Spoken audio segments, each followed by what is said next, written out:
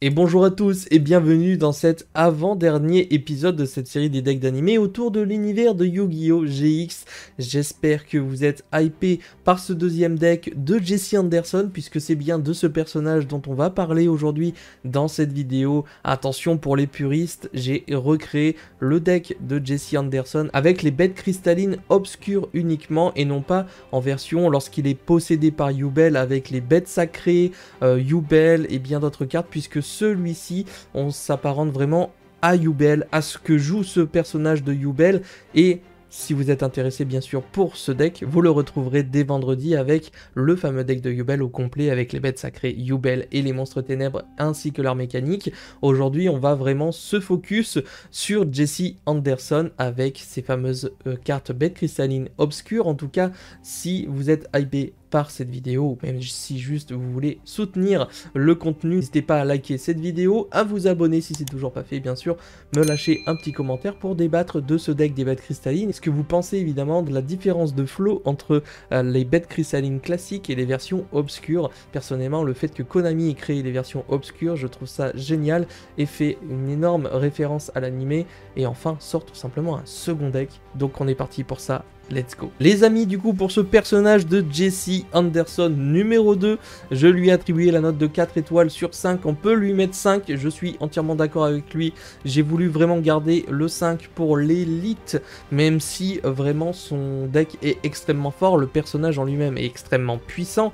Et pour moi, lorsqu'il obtient le 5, c'est vraiment lorsqu'il est possédé par Yubel et qu'il détruit tout sur son passage. Mais c'est pour ça que vous verrez, petit spoiler, que j'ai attribué plutôt la note de 5 étoiles sur 5 à Yubel, en espérant ne pas vous fâcher bien entendu, bien que Jesse Anderson est vraiment très fort également. Il faut savoir qu'en plus il est possédé lorsqu'il essaye tout simplement de battre Yubel à la place de Jaden.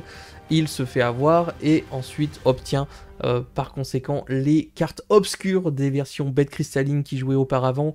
Et bien qu'il soit possédé par Yubel, on le voit vraiment jouer cet archétype là et ensuite bifurquer vraiment, où on a l'impression qu'il s'imprègne de plus en plus, et en fait c'est Yubel qui prend totalement le contrôle et qui joue avec son deck des monstres Yubel ainsi que des bêtes sacrées. Aujourd'hui on est donc parti sur un deck toute saison confondue avec un budget équivalent à 20-25 € en fonction des secrets des bêtes cristallines obscures, où vous verrez que certaines peuvent coter entre 2-3 € pièce, ce qui fait un peu grimper la cote du deck, mais évidemment sans vous ruiner non plus. Et enfin en carte favorite, j'aurais choisi le dragon arc-en-ciel des ténèbres, car il y a un gros clin d'œil autour de lui, vraiment le côté complètement dark de son deck de cœur. On est tout de suite parti pour analyser ce deck. Les amis, du coup, nous retrouverons, comme je vous l'ai dit, le dragon arc-en-ciel des ténèbres, hein, qui, je le rappelle, est toujours considéré comme une carte cristal ultime et vous permettra de faire pas mal de petites choses. Pour l'invoquer, il vous suffira d'invoquer spécialement cette carte depuis votre main en bannissant 7 monstres ténèbres de noms différents depuis votre cimetière. Alors c'est pas simple, hein, bien sûr. Et enfin, vous pouvez bannir tous les autres monstres ténèbres depuis votre terrain et cimetière. Cette carte gagne 500 points d'attaque pour chaque carte bannie de cette façon. Elle a déjà 4000. Et on sait que dans l'animé, eh bien ça peut vraiment faire mouche et détruire un adversaire. On commence désormais avec la bête cristalline ultime. Alors ils les ont appelés évidemment comme ça et pas obscure, avec l'escarboucle de Ruby. Je les trouve magnifiques. Et là on peut lancer le débat. Quelles sont celles que vous préférez? Est-ce que ce sont les originaux que joue Jesse Anderson lorsqu'il va bien, bête cristalline classique, ou est-ce que vous préférez l'archétype des bêtes cristallines ultimes avec une sorte de revalorisation des cartes bêtes cristallines mais en plus dark bien entendu? J'attends évidemment vos retours, ça m'intéresse de savoir ce que vous préférez. Donc évidemment, comme on n'en a pas beaucoup, je vais vraiment avoir tout multiplié. De mémoire, j'ai tout x3.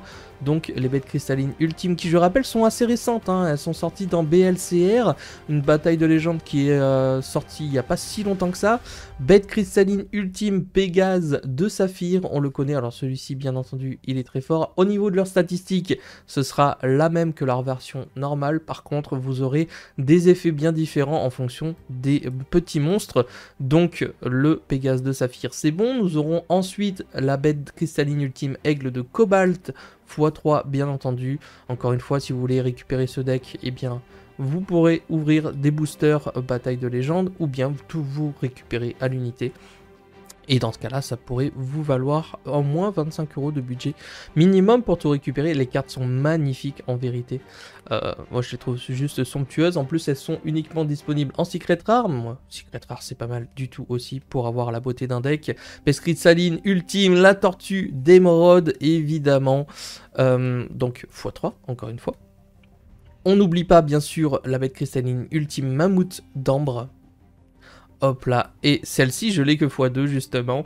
Et on termine avec la bête cristalline ultime tigre de topaz, qui est pour moi l'une de mes cartes favorites en termes de design. Je la trouve vraiment magnifique. N'hésitez pas à me donner tous vos retours. Et en tout cas voici pour le main deck de Jesse Anderson version 2.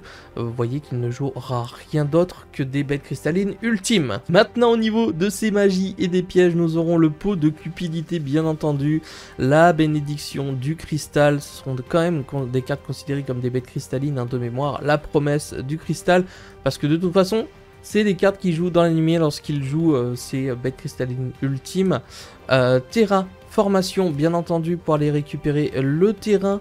Et donc nous aurons par la suite règle d'or qui cote un petit peu, hein. Celle-ci attention justement, vous pouvez faire gonfler le budget avec la règle d'or qui doit être à 4-5 € désormais. J'en aurai 2 dans le deck, libre à vous d'en mettre une hein, évidemment, carte qui a été jouée dans l'anime et qui a enfin été print par Konami pour eh bien, ajouter du contenu bête cristalline. Libération du cristal, la réfraction de l'arc-en-ciel bien entendu, le pont arc-en-ciel, ténèbres ultime, le fameux terrain qu'on va aller chercher le plus rapidement possible, qu'on va jouer x3 bien entendu ici, et on passe directement aux cartes pièges avec le chemin arc-en-ciel.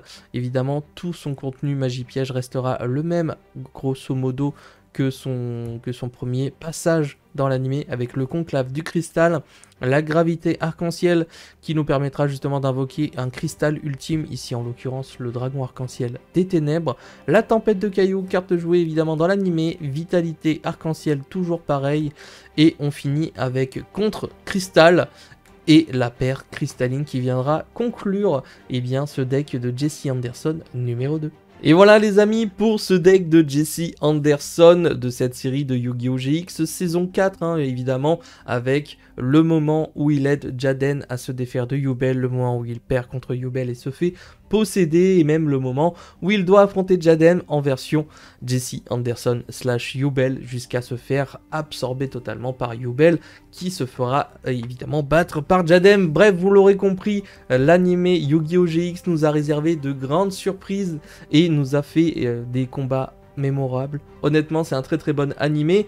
Et pour conclure, évidemment, vous aurez le deck de Yubel dès vendredi à midi qui signera la fin de cette série des decks d'animé de GX, puisque n'oubliez pas, grâce à vous et votre engouement pour ce concept, on continuera sur l'épopée de 5Ds et l'arrivée des cartes synchro, en espérant que ça vous fasse plaisir. Si c'est le cas, je le rappelle, n'hésitez surtout pas à liker, vous abonner, commenter, ça me fait extrêmement plaisir, ça aide ce genre de vidéo à être vu sur YouTube et peut-être proposer ce contenu à d'autres personnes que ça pourrait intéresser. Je vous donne donc rendez-vous pour une prochaine vidéo, c'était Yamiro, ciao les potes.